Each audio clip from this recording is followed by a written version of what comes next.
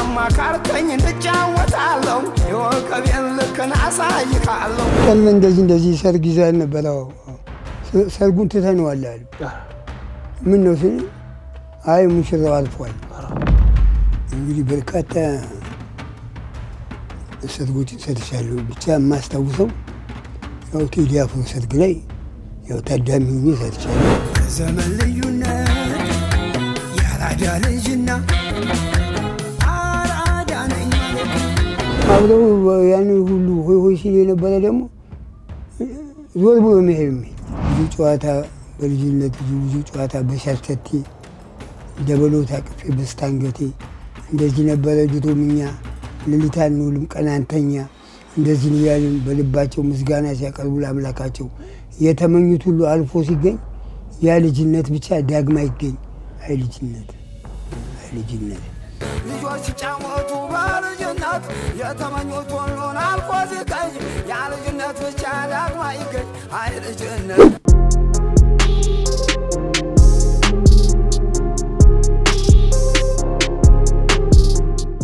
የአንጋፋው ድምፃዊ ልጅ የአልጋ ቁራኛ ከሆነ ሰነባበተ በጉብዝና ወራት ያልተጫወተባቸው መድረኮች ያልዳራቸው ጥንዶች አልነበሩም። ይህ ብርቱ ድምፃዊ እነሆ ከወራት በፊት ባጋጠመው ህመም ምክንያት የአልጋ ቁራኛ ሆኗል። የተወዳችሁ የፕሮግራማችን ተከታታዮች እነሆ በዚህ በአንጋፋ ድምፃዊ ልጅ ቤት ተገኝተን ልዩ የበዓል መሰናዶ ወደ እናንተ ልናደርስ ነው። ይህ ድምፃዊ ማን ነው? አባቱስ ማን ናቸው ካላችሁ ከፕሮግራሙ ታገኙታላችሁ። አብራችሁን ቆዩ።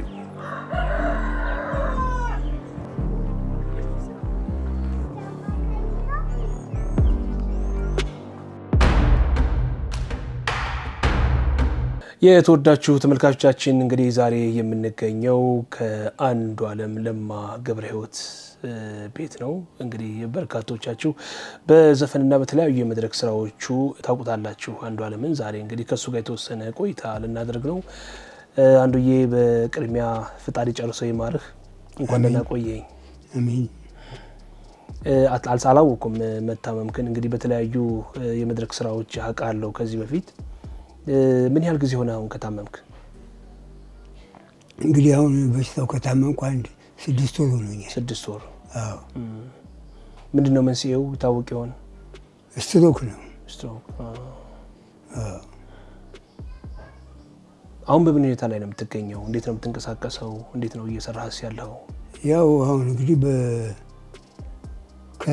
በሰዎች ድጋፍ ነው የሚሄደው። በራስ መንቀሳቀስ አትችልም? አይ ገና ነኝ። የህክምናውስ ሁኔታ ምን ላይ ነው የሚገኘው? ህክምናው ቀጠሮ አለ፣ አልፎ አልፎ ታከማለሁ፣ አልፎ አልፎ በብዛት ደግሞ ጸበል ላይ ነው የማሳልፈው። ያው በርካቶች በሰርግ እንግዲህ አንተ በጉብዝና ወራት በርካታ ጥንዶችን አጋብተሃል፣ በርካታ መድረኮች ላይ ተጫውተሃል። ምን ያህል የአልበሞችን ሰራ? ምን ያህል ነጠላ ዜማዎችን ተጫወትክ? አሁን እንግዲህ 5 አልበሞች ሰርቻለሁ። 3 አልበሞች ፊቸር እየገባው ከኩኩ ሰብስቤ ጋር ከሄኖ ካበበና ከአለማየሁ እሸቴ ጋር ከአቦኖሽና ከሰማይን በለው ጋር እንደዚህ ሰርቻለሁ ከአንጋፋዎቹ ጋር። አዎ። ሌሎቹ የሰራሃቸው አሁን የአባቴን ስራዎች ሰርቻለሁ። በዚህ አጋጣሚ አባትህ ጋሽ ለማ ገብረ ሕይወትም በኢትዮጵያ ሙዚቃ ውስጥ በጣም የሚወደዱ በስራዎቻቸው በተለይ በባህላዊ ሙዚቃዎቻቸው የሚታወቁ ሙዚቀኛ ነበሩ። ከእሳቸው ጋር የመስራቱ እድሉ ነበረህ? አዎ ሰራ ነበር ከአባቴ ጋር። ግን ከአባቴ ጋር በመስፈን ሳይሆን ያው እኔ ምን ዘፍናለሁ ከአባቴ ጋር አባቴ እያለ እኔም ሰራ አባቴን ሰራ። አባቴ እያለ አባቴን ስራ መስራት ስለማልችል አባቴ የሙዚቃ መሳሪያ ያሰራኝ ነበር። የሙዚቃ እንድትጫወት አጅብ ነበር። ከቤተሰቦቹ አንተ ብቻ ነህ ሙዚቀኛ የሆንከው ወይስ ሌሎችም ልጆች ሙዚቀኛ? አይደለም፣ አንድ ታላቃችን ወንድማችን ከቤታችን የመጀመሪያው ታላቅ ወንድማችን ኦርኬስትራ ኢትዮጵያ ይሰራ ነበር። ኦርኬስትራ ኢትዮጵያ? አዎ። ተስፋዬ ለማ ይባላል። ሌሎቹስ? ሌሎቹ በሙዚቃ ውስጥ ያው በተለያየ ሙያ ውስጥ አለ፣ የራሳቸው ችሎታ አላቸው። በተለያየ በጦር ክፍል ውስጥ ሁሉም በሙዚቃ ስራዎች ይሳተፉ ነበር። ሰርተዋል፣ አገልግለዋል። የዲኤምሲ ሪል ስቴት ባለ 3 መኝታ 3 ተጨማሪ ክፍሎች እንዳሉት ያውቃሉ? ጤና ይስጥልን። ዲኤምሲ ሪል ስቴቶች ነን። በለቡ መብራት ኃይል እየገነባን ካለነው ዘመናዊ መንደር ከስቱዲዮ እስከ ባለ 4 መኝታ የተለያዩ የካሬ አማራጮች አሉ። ከነዚህም መካከል ለዛሬ የምንመለከተው በደንበኞቻችን እጅግ የሚወደደውን ባለ 3 መኝታ ቤቶች ነው። እኚህም ቤቶች ከ139 ካሬ ጀምሮ ማግኘት ይችላሉ። ከ3ቱ መኝታ ቤቶች በተጨማሪ ሌላ 3 ተጨማሪ ክፍሎች ያካተቱ ቤቶች ናቸው። አንደኛ የሰራተኛ ክፍል ከነመታጠቢያ ቤት፣ ሁለተኛ የልብስ ማጠቢያ ወይም የላውንደሪ ክፍል፣ ሶስተኛ የእቃ ማስቀመጫ ስቶር። ይህን የቤት ዲዛይን ለየት የሚያደርገው ፕራይቬሲውን የጠበቀ በመሆኑ ነው። ለምሳሌ አንድ እንግዳ ወደ ቤት ሲገባ ቀጥታ የሚያየው ኮሪደሩን እንጂ ሌላ ቤቶች ላይ እንደተለመደው ሳሎኑን ወይም መኝታ ቤቶቹን አይደለም። ለበለጠ መረጃ ይደውሉ። መጀመሪያ የተጫወትከው ሙዚቃ ምን ነበር? መጀመሪያው እዚህ አዲስ አበባ ያለው የቡዝነሽ በቀለን ነው። ልጅም ስለነበርኩ የሷ ዘፈን ነበር የምዘፍነው። ወደ ሙዚቃ እንዴት እንደገባ ታስታውሰዋለህ?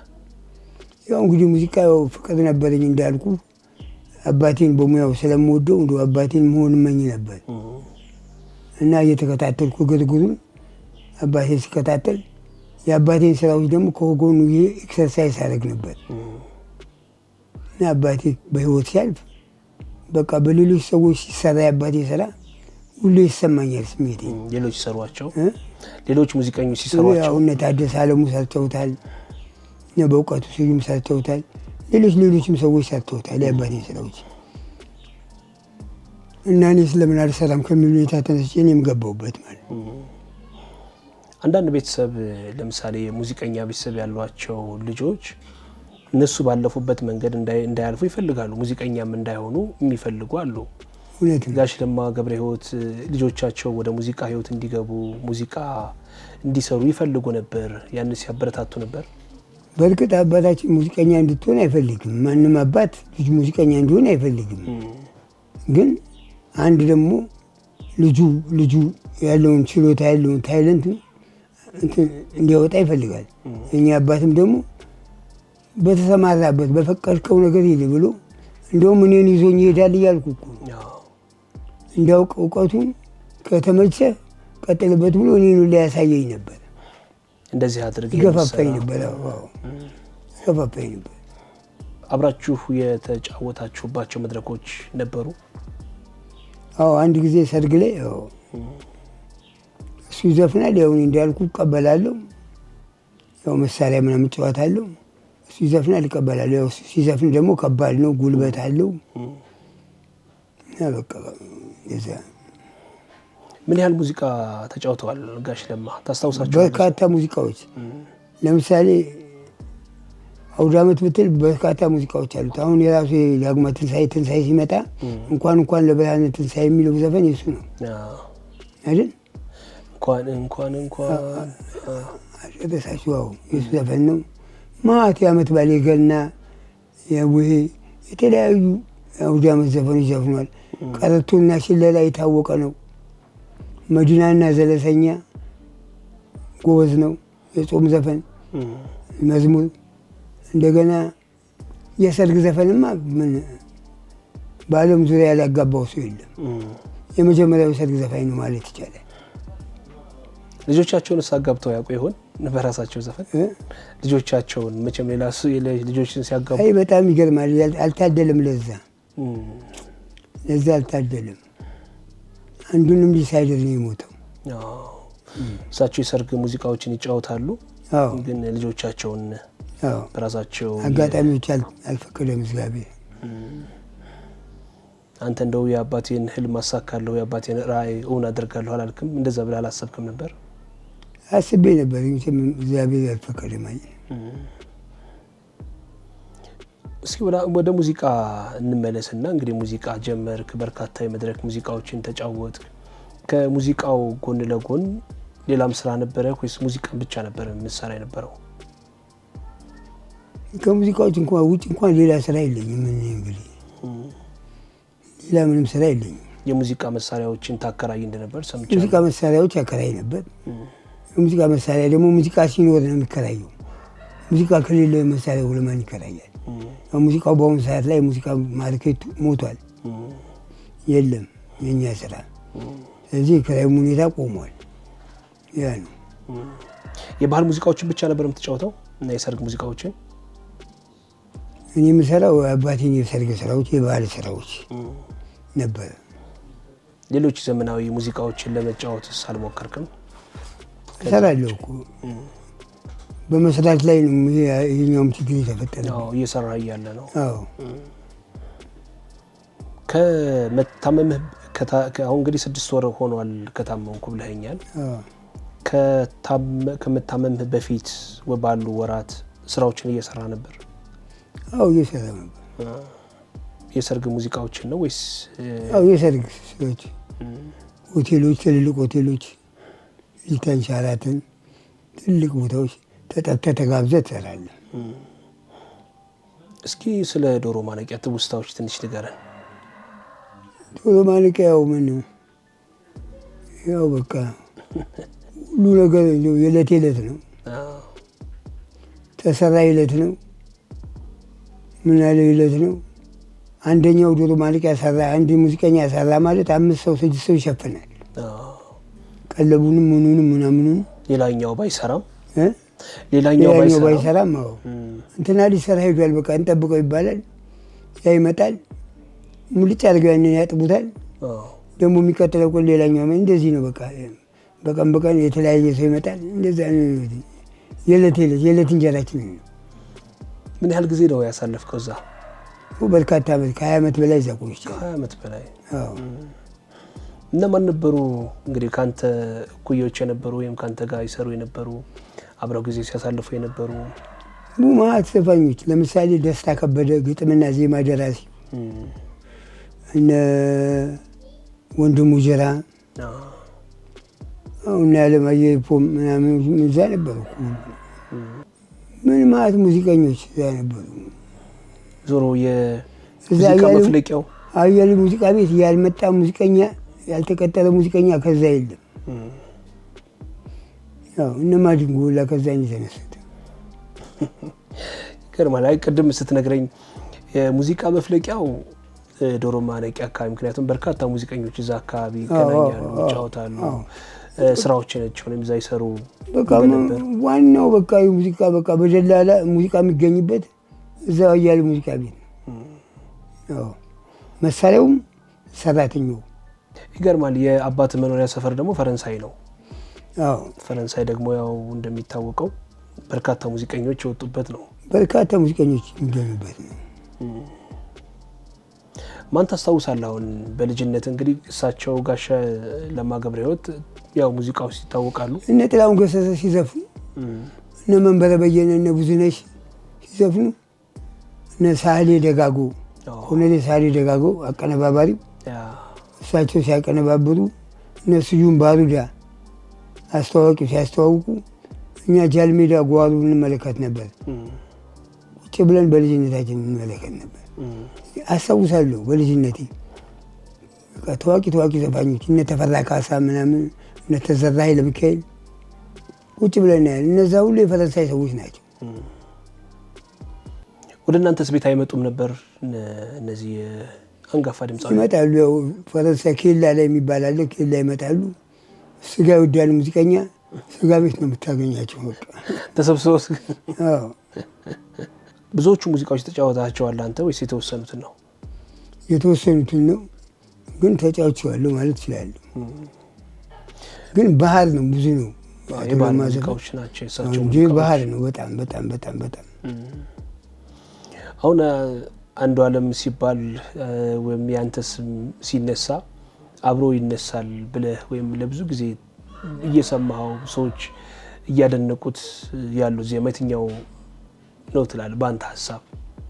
አናረጅም እኛ ከኩኩ ጋር የተጫወቱት ብዙ ሰው አይጠብቅም። ሌላ ድምፅ ነው፣ ሌላ ሰው ድምፅ ነው የሚመስለው። ያው እኔ ድምፁን ተጠቅሜበታለሁ የአባቴን ድምፅ እና ማናቸው ሽማግሌው ነው ያሏት ኩኩ ለራሱ። ልጅ ነበር ካንተ ያኔ? ያው ነኝ እንደዚህ ነኝ እና ግን ድምፁ ያው ከዚህ ሰውነት አይጠበቅም። ወፋራም ድምፅ ነው። ያ ነው። አንተስ በጣም የምትወደው ዜማ የትኛው ነው? አንተ ከሰራቸው በርግጥ ሁሉንም ልትወዳቸው ትችላለህ፣ ግን ይሄኛው በጣም በቃ በህይወት ዘመኔ ከሰራኋቸው ሙዚቃዎች በጣም የምወደው ይሄኛውን ነው የምትለው? እኔ አባቴ ስራዎች ነው የምወደው። ያው የብዙ ጨዋታ በልጅነት የልጅነትን ትውስታ ስለሚያስታውስ ታስታውሰዋለህ ግጥሙን? አዎ የተወሰነ ፍሬዝ እስኪ ሰው እንዲያስታውሰው። ብዙ ጨዋታ በልጅነት ብዙ ጨዋታ በሸርተቴ ደበሎ ታቅፌ በስታንገቴ እንደዚህ ነበረ ድሮም እኛ ሌሊት አንውልም ቀን አንተኛ እንደዚህ እያልን በልባቸው ምስጋና ሲያቀርቡ ለአምላካቸው የተመኙት ሁሉ አልፎ ሲገኝ ያ ልጅነት ብቻ ዳግማ ይገኝ። አይ ልጅነት አይ ልጅነት። እናትና አባቶች ቁጭ ብለው የልጆቻቸውን እህል ውበት ጨዋታ ሲሰሙ ተረት ተረት በየጓዳው ሆነው በየበረት ልጆች ሲጫወቱ በልጅነት የተመኙት ሁሉ አልፎ ሲገኝ ያ ልጅነት ብቻ ዳግማ ይገኝ። አይ ልጅነት አይ ልጅነት። የዲኤምሲ ሪል ስቴት ባለ 3 መኝታ 3 ተጨማሪ ክፍሎች እንዳሉት ያውቃሉ? ጤና ያስጥልን። ዲኤምሲ ሪል ስቴቶች ነን። በለቡ መብራት ኃይል እየገነባን ካለነው ዘመናዊ መንደር ከስቱዲዮ እስከ ባለ 4 መኝታ የተለያዩ የካሬ አማራጮች አሉ። ከነዚህም መካከል ለዛሬ የምንመለከተው በደንበኞቻችን እጅግ የሚወደደውን ባለ 3 መኝታ ቤቶች ነው። እኚህም ቤቶች ከ139 ካሬ ጀምሮ ማግኘት ይችላሉ። ከ3ቱ መኝታ ቤቶች በተጨማሪ ሌላ 3 ተጨማሪ ክፍሎች ያካተቱ ቤቶች ናቸው። አንደኛ የሰራተኛ ክፍል ከነመታጠቢያ ቤት፣ ሁለተኛ የልብስ ማጠቢያ ወይም የላውንደሪ ክፍል፣ ሶስተኛ የእቃ ማስቀመጫ ስቶር። ይህን የቤት ዲዛይን ለየት የሚያደርገው ፕራይቬሲውን የጠበቀ በመሆኑ ነው። ለምሳሌ አንድ እንግዳ ወደ ቤት ሲገባ ቀጥታ የሚያየው ኮሪደሩን እንጂ ሌላ ቤቶች ላይ እንደተለመደው ሳሎኑን ወይም መኝታ ቤቶቹን አይደለም። ለበለጠ መረጃ ይደውሉ። እንደው እንዲህ ከታዋቂ ሰው ማን ድርሃል እስኪ በሰርግ ዜማ? እንግዲህ በርካታ ሰርጎችን ሰርቻለሁ። ብቻ የማስታውሰው ያው ቴዲ አፍሮ ሰርግ ላይ ያው ታዳሚ ሆኜ ሰርቻለሁ። ተጋብዘህ ነው ወይስ? ተጋብዤ ሰርቻለሁ። ቴዲ ታደሰም ላይ ተጋብዤ ሰርቻለሁ። እንዴ ሙዚቀኞች ነው አይዳርከው? ከኪነ ጥበብ ባለሙያዎች እስከ ፊልም ከሌላው ዘርፍ አልዳርክም? ምን በርካታ ስራዎች በአባቴ በኩል የመጡ በጣም በርካታ ስራዎች ሰርቻለሁ። ያው አሁን ማወቅ ትንሽ ይከብዳል። ጊዜው ረዘም ስላለ ያው ጊዜው ረጅም ነው። እንዴት ነበረ የቴዲ አፍሮ ሰርግ ታዲያ? ያው የቴዲ አፍሮ ሰርግ ያው እንግዲህ የታወቀ ነው። የደመቀ ነበር። የደመቀ ነው። አጃዊ በዛ ነው። ዘፋኝም ልብ ነው።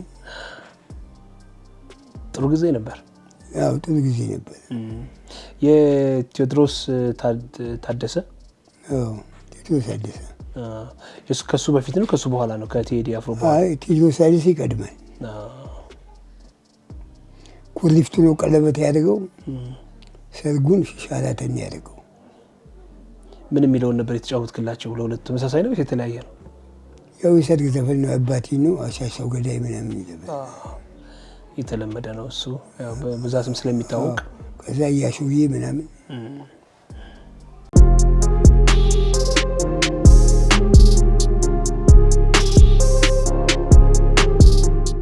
መልካም። እንግዲህ ዛሬ እኛ የፋሲካን በዓል ምክንያት አድርገን ወደ አንተ ስንመጣ አንድ ተቋም ደግሞ እንግዲህ አንዱ ዓለም በስራዎቹ እናውቀዋለን። በርካታ ስራዎችን ሲሰራ ተመልክተነዋል። በርካቶችንም አጋብቷል፣ በመድረክም ተጫውቷልና ልንደግፈው እንፈልጋለን። የተወሰኑ ነገሮችን የበዓል ስጦታ ብናደርግለት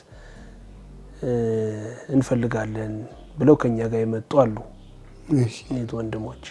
ስለዚህ እነሱ ደግሞ ይምጡና እንግዲህ የሚያደርጉት ድጋፍ ምን እንደሆነ እኛም ስለማናቅ አብረን ትንላለን። በእኛ በኩል ግን ያው እንግዲህ እግዚአብሔር ፈጽሞ እንዲምርህ ወደ ምትወደው የሙዚቃ ስራ እንድትመለስ መልካም ምኞታችን ነው።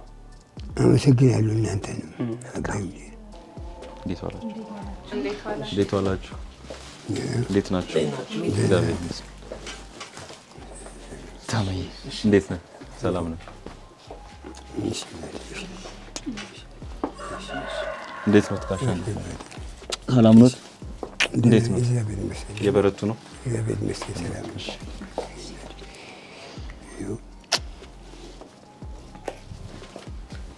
ሱናት ነው ይባላል። የደወለልኝ እሱ ነው። እንግዲህ ከአንተ ጋር ለተወሰነ ጊዜ ስናወራ ነበር የተወሰኑ ድጋፎችን ለማድረግ ያው እኛም ስንሰማ በእርግጥ አዝነን ነበር። በጣም ቅርብ ጊዜ ነው የሰማነው እኛም እንደ መስሪያ ቤት ያው መስሪያ ቤቱን ወክለን ነው የመጣ ነው። እኔ ናትናኤል እባላለሁ። የስራ ባልደረቦቼ ናቸው። ኢየሩሳሌም ትባላለች እሷ ደግሞ እንቁ ትባላለች። ማርኬቲንግ ስታፍ ውስጥ ነው የምንሰራው ዲኤምሲ ሪል ስቴት። በዋናነት እዚህ የተገኘ ነው ማህበራዊ ግዴታችን እንደ ድርጅት ለመወጣት። እንግዲህ ዲኤምሲ ሪል ስቴት ማህበራዊ ግዴታውን በመወጣት የሚታወቅ ድርጅት ነው። እኛም ያንን ነው ዋና ዓላማ አድርገን እዚህ የተገኘ ነው። ሰምተናል እንግዲህ አቶ አንዱዓለም እንግዲህ ሙዚቃው ላይ በደንብ የምናውቀው ነው። ባህላዊ ሙዚቃው ላይ የሰርግ ሙዚቃው ላይ በደንብ የምናውቀው አርቲስት ነው። ዛሬ በእንደዚህ አይነት ሁኔታ መገኘቱ እኛም እንደ ግለሰብ እንደ ድርጅትም እንደ ዲኤምሲ ሪል ስቴት በጣም የሚያሳዝን ሆኖ ነው ያገኘ ነው። ለዛም ነው እዚህ የመጣ ነው። የተጋነነ ነገር ይዘን አይደለም የመጣ ነው። ሰው ለሰው መድኃኒቱ ነውና እንዲሁ ለመጠየቅ ጭምር አለን፣ በርታ፣ ጠንክር፣ ከጎንነን ለማለትም ጭምር ነው። ከዛ ባለፈ ደግሞ ሌሎቹንም ለማበረታታት ይሄን ፕሮግራም የሚመለከቱ ሀገር ውስጥም ያሉ ውጭም ያሉ ኢትዮጵያውያን ይሄንን ፕሮግራም አይተው መጥተው እንዲያግዙ፣ እንዲረዱ አለው እንዲል ሁሉም በሚችለው መጠየቅም ትልቅ ነገር ነው። በገንዘብ ሊሆን ይችላል። ይሄን ድጋፍ እንዲያደርጉ ለዛም ጥሪ ለማቅረብ ጭምር ነው እዚህ የመጣ ነው። እንግዲህ እንደሰማነው ላለፉት 6 ወራት በጠና እንደታመሙ ሰምተናል። እዚህ ፈረንሳይ ሌጋሲዮን አካባቢ ሰው ጋር ተጠግተው እንዳሉ የጸበል እየተከታተሉ እንደሆነና እርዳታ እንደሚያስፈልጉት ስለሰማን እኛም እዚህ የመጣ ነው። ስለዚህ ያው በርታ፣ አይዞ አለን ለማለት ጭምር እዚህ ይገኛል። ይሄ አሁን ድጋፉ ብዙ ብርም አይደለም። እንደገና ደግሞ ምንድነው በዓል ስለደረሰ ቢያንስ አለን ለማለት ነው፣ አጋርነታችን ለማሳየት። ስለዚህ ይሄ በዓል ጥሩ ሆኖ ያልፋል ብለን ተስፋ እናደርጋለን። ለወደፊቱም ደግሞ በደንብ እንጠይቃለን። እኛም እንደሰማነው ያው ስራ ላይ ነበሩ ከመታመሙ በፊት የተለያዩ የመድረክ ስራዎችን ይሰሩ እንደነበር ሰምተናል። በዛም በሚያገኙት ገንዘብ እንደሚተዳደሩ ነው እንግዲህ የሰማነው። ዛሬ በመታመማቸው ምክንያት ይህም ገቢ ምንጫቸው እንደተቋረጠ ቤት እንዳሉ ስለሰማን ያው እንደ ኢትዮጵያዊም እንዳንድ ሰው የሚያሳዝን ነው። ያንንም ለማድረግ ጭምር ነው እዚህ የመጣ ነው። የተወሰነ ድጋፍ ነው፣ የተጋነነ ነገር አይደለም። ሌሎች የሚያግዙት ሰዎችንም ለማበረታታት ነው። እንግዲህ ከነሱ ጋር ተጋግዘን ኢትዮጵያን ያው በመረዳዳት ነው የምንታወቀውና ተጋግዘን ለማገዝም ጭምር ነው እሳቸውን እዚህ የተገኘ ነው ማለት ነው። ስለዚህ ሁለት ዓላማ ይዘን ነው እዚህ የተገኘ ነው ዛሬ። አንደኛው ያው እንዳልኩ አይዞ በርታ ለማለት የተወሰነ የገንዘብ ድጋፍም እንደ ዲኤምሲ ሪል ስቴት እዚሁ ለማድረግ ነው የመጣ ነው። በሁለተኛነት ደግሞ በቀጣይነት ለማገዝ ነው። ሌሎች የሚያግዙት ግለሰቦችም እንዳሉ ሆነው ሌሎች ድርጅቶችም እንዳሉ ሆነው እኛ ደግሞ በቀጣይነት ያው አንድ ጊዜ ረድተን ዞር ከምንል በቀጣይነት ለማገዝም ጭምር ነው። ያ የሚሆነው እንዴት ነው? አሁን ላይ ዲኤምሲ ሪል ስቴት ለቡ መብራት ላይ ኮምፓውንድ አፓርትመንት እያስገነባ ነው የሚገኘው። ብዙ ቤት ፈላጊዎች ብዙ ደንበኞቻችን እዛ ሳይት ላይ ቤት ይዘዋል። አሁን የምንገኘው የመጨረሻው ሽያጭ ላይ ያለ ነው። እዛ ላይ ምንድነው ያሰብነው? አንዱዓለም እናት ቲቪ ብለው ለሚመጡ ለ30 ደንበኞች ብቻ ዲስካውንቶችን አዘጋጅተናል፣ ልዩ ቅናሽ አዘጋጅተናል ማለት ነው። ስለዚህ ይሄም ለደንበኞቻችን በአንድ ድንጋይ ሁለት ወፍ ነው የሚሆነው። እንዴት ነው? አንደኛ የቤት ባለቤት የሚሆኑበት ቅናሹን ተጠቅመው፣ ሁለተኛ ደግሞ ጋሽ አንዱዓለምን መርዳት የሚችሉበት ኦፖርቹኒቲ ነው የሚሆነው ማለት ነው። በቀጣይነት ከዛ ላይ በሚገኘው ሽያጭ በሚገኘው ገንዘብ ለአቶ አንዱዓለምን በቀጣይነት ድጋፍም ለማድረግ ጭምር ይሄንን መልእክት ይዘን የመጣ ነው። ስለዚህ ይሄንን አይተው ያዩ ላሉ ፕሮግራሙን እየተመለከቱ ላሉ ሰዎች ለ30 ደንበኞች ብቻ ስልካችን አለ። በዛ ስልክ ይደውሉልን፣ ኮንታክት ያድርጉ። ቢሮ መጥተው ሳይቱንም በደንብ ማየት ይችላሉ። ሀገር ውስጥም ያሉ ውጭም ያሉ በተወካያቸው መሰረት ወይም ደግሞ እኛም ቀጥታ ውሎችን የምንልክበት አሰራር አለና በዛ መልኩ መጨረስ ይችላሉ። ለ30 ደንበኞች ብቻ ነው ስልካችን አለ፣ ይደውሉልን። ለነሱ ልዩ ቅናሽ አዘጋጅተናል። ይሄን ለ30 ደንበኞች ያዘጋጀነው ፓኬጅ ደግሞ በዋናነት ጋሽ አንዱዓለምን ለመርዳት ድርጅቱ ያመቻቸው ፕላትፎርም ነው የሚሆነው ማለት ነው። ስለዚህ በዚህ አጋጣሚ ዲኤምሲ ሪል ስቴት ለደንበኞች ተጠቃሚ እንዲሆኑ ጥሪ ያቀርባል ማለት ነው። ከዛ ባለፈ ያው እርሶም ድነው ወደሚወዱት ሙያ እንዲመለሱ በጤና እንዲቆሙ ራሶትን ማስተዳደር እንዲችሉ እንደ ዲኤምሲ ሪል ስቴትም እኛም እንደ ግለሰብ ልባዊ ምኞታችንን እናቀርባለን። ቴንክ ዩ ሶ ማች። አንዱ የምትለው ነገር አለ? እንግዲህ ለተደረገልኝ ነገር እግዚአብሔር መልካሙን ነገር ይስጣችሁ፣ መልካም ነገር ይቅጠማችሁ፣ ለእናንተም ጤናውን ይስጣችሁ። ይህንን ነው የምለው። አሁን ያመጣናት የተወሰነች የገንዘብ ድጋፍ አለች። ይሄ የገንዘብ ድጋፍ ብዙ ሆኖ አይደለም፣ ለመንቀሳቀሻ ነው። ያቀለበም የሚሆን ወደዚህም ሲሉ ለመንቀሳቀሻ እንዲሆን ጭምር ታስቦ ነው ያደረግነው። ሌሎችም ይህንን አይተው የራሳቸውን ድጋፍ እንዲያደርጉ ነበር ያሰብነው ማለት ነው። እንግዲህ እንትማን ስጡኝና በዲኤምሲ ሪል ስቴት ስም እሷን ድጋፍ ለማድረግ ነው። አቶ አንዱዓለም እግዚአብሔር ይማሩት። የተወሰነች ድጋፍ ነች በዚህ ተቋቁመው ሌሎችም የሚያግዙት ይኖራሉ። እኛም በቀጣይነት የምናግዘው ነገር ይኖራል። እግዚአብሔር ይስጥልኝ። እግዚአብሔር ይማሩት። እርሶ ነው መልካም ባህል ይሁንልኝ። አሜን አሜን። ደርሱ። እሺ እንግዲህ ዲኤምሲ ሪል ስቴት ከዚህ በፊት ለ25 ዓመት ያክል ኮንስትራክሽን ላይ የቆየ ትልቅ ካምፓኒ ነው። አሁን ላይ ኮምፓውንድ አፓርትመንት ነው ለቡ እያሰራ ያለው። ከዚህ በፊት በሰራቸው ፕሮጀክቶች በደንብ ይታወቃል። ስፔሻሊ የመንገድ ስራዎች ላይ ከተማ የሚያቋርጡ መንገዶችን ሰርቷል። ትላልቅ የድልድይ ስትራክቸሮችን ሰርቷል።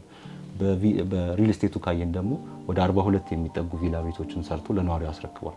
አሁን እዛው ባስረከበበት ሳይት ነው እነዚህ አፓርትመንቶች እየተገነቡ ያሉ። ስለዚህ ደንበኞች በደንብ እርግጠኛ ሆነው አይተው በደንብ ተማምኖ ሊመጡበት የሚችል ትልቅ ድርጅት ነው ማለት ነው።